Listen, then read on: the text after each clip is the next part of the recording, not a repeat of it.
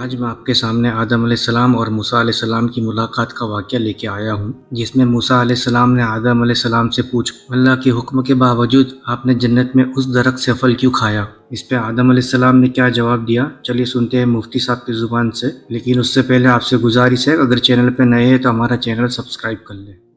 حدیث میں ہے، صحیح بخاری کی حدیث ہے کہ حضرت موسیٰ علیہ السلام کی ملاقات ہوئی حضرت آدم علیہ السلام سے۔ حضرت موسیٰ جلالی نبی ہیں،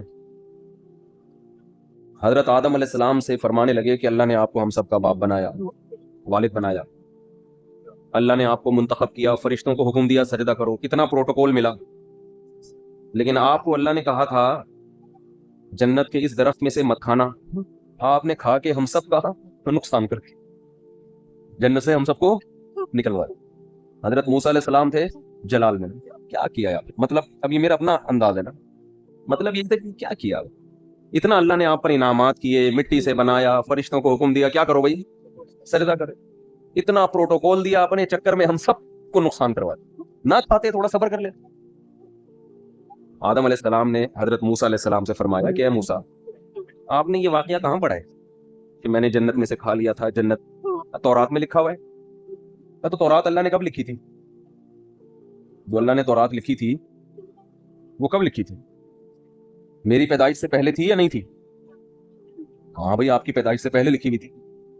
تو کہا جب اللہ نے میرے پیدا ہونے سے پہلے لکھا ہوا تھا کہ آدم پیدا ہوگا، جنت کا درخت کھائے گا، سزا ملے گی، جنت سے نکالا جائے گا، توبہ کی کرے گا، معاف ہو جائے گا، تو جو چیز پہلے سے طے شدہ تھی آپ مجھ میں کس پہ ملامت کر رہے ہیں؟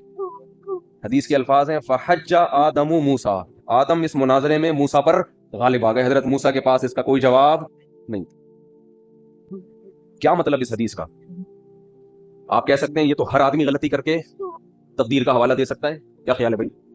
ایک آدمی کسی کو قتل کرے، قاتل کو ہم پکڑیں، سزا دینے لگیں، میں بتاؤ ازل میں تقدیر میں تو پہلے سے لکھا ہوا تھا کہ زید بکر کو قتل کرے گا اور بکر کا اس ٹائم پہ انا للہ ہو جائے گا، موت کا وقت تو متعین ہے نا، موت کا وقت بھی متعین ہے، کیسے مرے گا یہ بھی متعین ہے، کون ٹرک کے نیچے آ کے مرے گا، کون کورونا سے مرے گا، کون قتل سے مرے گا، کون بیوی سے مرے گا، کس کی بیوی شوہر سے مرے گی، یعنی ٹینشن مراد، دونوں ایک دوسرے کو ٹینشن دیتے ہیں، تو یہ تو سب پہلے سے کیا ہے۔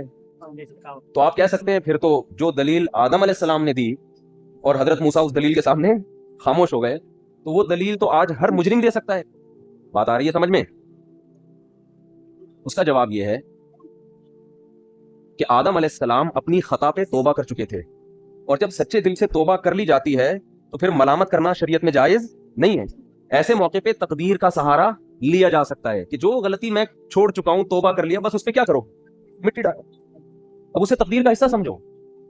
اگر زید یہ کام کرے، بکر کو قتل کرے، اور ہم زید کو پکڑ کے بولیں کہ تو نے بکر کو کیوں مارا، وہ کہیں پہلے سے کتاب میں لکھا ہوا تھا تقدیر میں، تو ہم کہیں تو نے کیا وہ کتاب پڑھی تھی ہے بھائی جس میں لکھا ہوا تھا کہ زید بکر کو قتل کرے گا؟ اگر تجھے پہلے سے تقدیر کا علم تھا، تجھے پہلے سے پتا تھا کہ میں بکر کو قتل کروں گا اتنے بج کے اتنے منٹ پہ، پھر اگر تو نے مار دیا تو ہم تجھے مجبور سمجھیں گے، ہم سمجھیں گے بھائی یہ تو جب لکھا ہوا تجھے معلوم تھا تو نے تو کرنا ہی تھا یہ کام،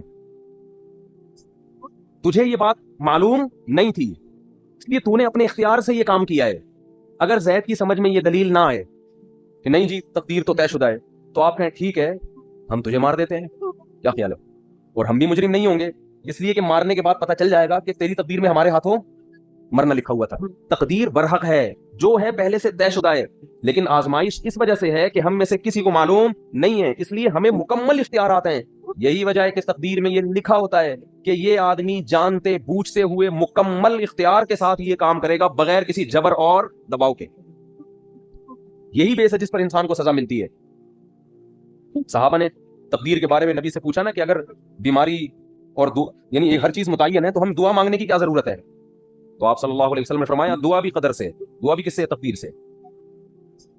اللہ تعالیٰ نے لکھا ہوتا ہے کہ یہ دعا مانگے گا اور اس کی حاجت میں پوری کر دوں گا۔ اب ہمیں نہیں پتا کہ ہماری تقدیر میں دعا لکھی ہے کہ نہیں لکھی، مانگ کے دیکھ لو، پتہ چل جائے گا۔ تقدیر پہ یقین رکھنا ہمارے ایمان کا حصہ ہے اور ہم پر فرض ہے۔ اللہ نے ہر چیز پہلے سے طے کی ہوئی ہے، ہر چیز اللہ کی مرضی کے مطابق ہی ہوتی آ رہی ہے، مگر اس کا مطلب یہ نہیں ہے کہ انسان کے پاس کوئی اختیار نہیں ہے۔